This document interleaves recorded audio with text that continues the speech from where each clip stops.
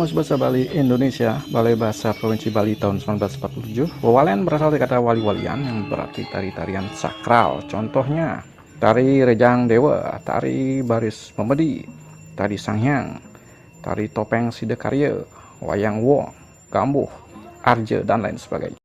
Secara makna, tari sakral merupakan sebuah tarian yang dianggap suci, memiliki kekuatan magis, dan harus mengikuti aturan. Setiap pementasan tari sakral diwajibkan untuk melakukan suatu ritual sebagai bentuk penghormatan. Tari sakral ini biasanya dipentaskan di bagian halaman pura, entah itu di bagian Nistaning Mandala, area luar, Madianing Mandala, area tengah, dan Utamaning Mandala, area dalam. Sebelum lanjut, silahkan subscribe dulu channel ini dan jangan lupa nyalakan lonceng notifikasi untuk mendapatkan video terbaru dari kami. Berikut 4 kesenian tradisional Bali yang tergolong tarian sakral atau wawalen. Tari baris merupakan salah satu jenis tari perang yang menggambarkan sikap ksatria pria Bali. Sebagai tari perang, maka cerita yang dibawakan dalam tarian ini berkutat pada seorang pria sebelum ke medan perang. Tarian ini juga bercerita tentang ketangguhan pria Bali serta kemantapan kepemimpinannya. Jenis kesenian tari baris yang tergolong sakral adalah tari baris gede. Tarian ini dilakukan oleh sekelompok pria.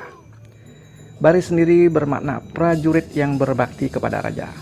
Tari baris gede ini dipentaskan berhubungan dengan ritual keagamaan, ditarikan dengan sejumlah perlengkapan dan pernak-pernik seperti senjata tombak.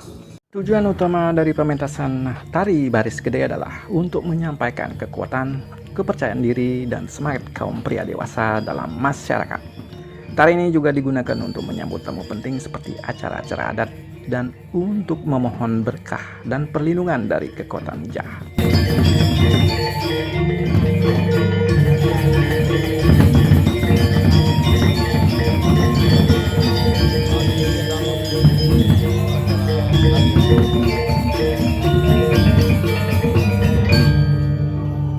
Topeng Sidekarya berasal dari dua kata, yaitu topeng dan sidekarya.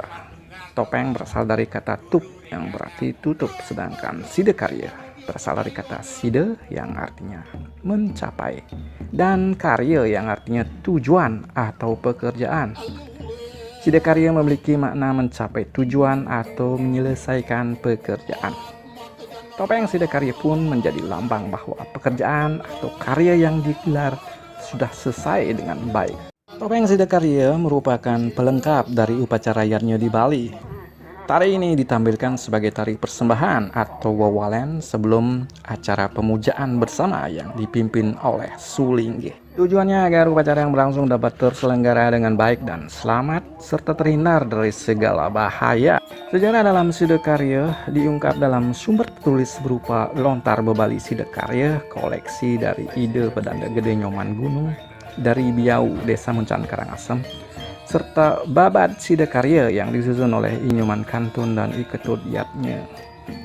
Sumber tersebut mengatakan bahwa Brahmana Keling merupakan sebutan salah seorang pendeta dari Jawa Timur. Ide dalam Sidekarya adalah seorang Brahmana Wulake, keturunan Sakya dari Keling atau disebut juga Brahmana Keling. Ia adalah putra dari Dangyang Kayu Manis, cucu dari Empu Chandra, Kumpi dari Empu Bahula, dan Cicit dari Empu Barada.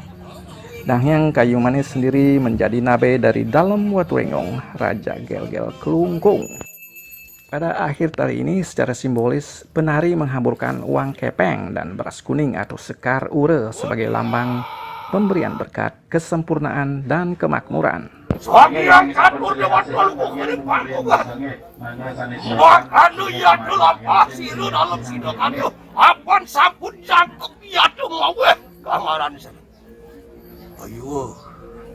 Ayo, usir, lip ya dari sana.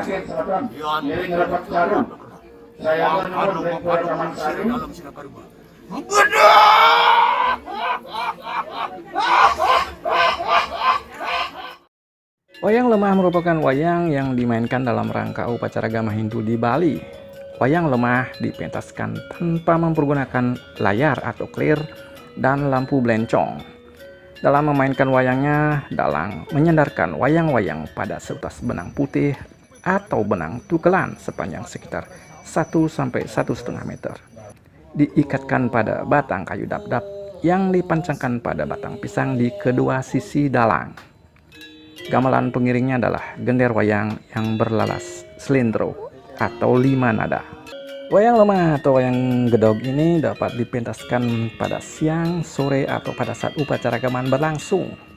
Pendukung pertunjukan wayang ini adalah paling sedikit 3-5 orang yang terdiri dari seorang dalang dan 2 orang penabuh gender wayang. Sebagai kesenian upacara, pertunjukan wayang lemah biasanya mengambil tempat di sekitar tempat upacara dengan tidak menggunakan panggung pementasan yang khusus.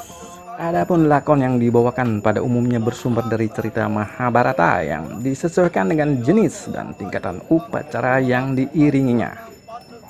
Sementara durasi pementasan wayang lemah pada umumnya singkat, sekitar 45 menit sampai 2 jam. Tonton seputar wayang lemah lengkapnya silahkan tonton di channel ini juga dengan judul Wayang Lemah dan Filosofinya, dengan thumbnail kayak gini. Kalau mau cepat, link untuk videonya ada juga di deskripsi di bawah video ini, semeton.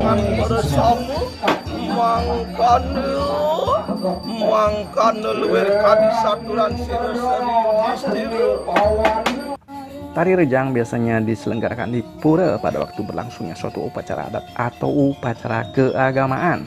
Tarian ini dilakukan oleh penari perempuan dengan penuh rasa hikmat, penuh rasa pengabdian, dan penuh penjiwaan kepada dewa-dewi Hindu. Gerakan tari ini sangat sederhana namun progresif dan lincah. Jenis-jenis tari rejang yang biasa dipentaskan antara lain rejang renteng, rejang bengkel, rejang ayod padi, rejang galuh, rejang dewa, rejang palak, rejang mambingin, rejang makitut, rejang haja, rejang negara, rejang sari, rejang Sri Sedana, rejang Taman Sari, rejang Teratai Putih, rejang Ledari, rejang Suralaya, dan rejang Taksu Buana. Teman-teman, jika Anda ingin tahu lebih banyak tentang tari rejang, silahkan tonton di channel ini juga dengan link saya taruh juga di deskripsi. Teman-teman, itu tadi video kita kali ini tentang 4 wawalen yang biasa mengiringi upacaranya Hindu di Bali.